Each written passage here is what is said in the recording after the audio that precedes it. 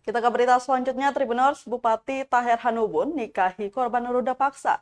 Ketua Komnas Perempuan sebut itu modus terlapor menghindari tanggung jawab. Terlapor Bupati Maluku Tenggara Taher Hanubun dalam kasus dugaan kekerasan seksual dikabarkan telah menikahi korban.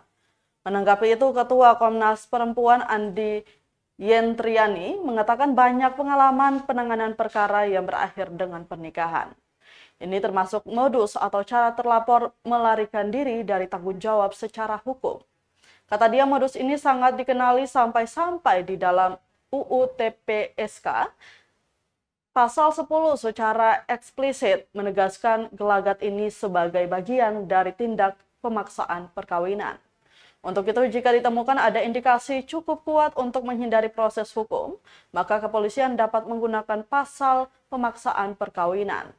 Tentu dorongan utamanya ialah pihak kepolisian memeriksa laporan pertama dan melihat kemungkinan terjadinya pemaksaan perkawinan. Terima kasih sudah nonton. Jangan lupa like, subscribe, dan share ya.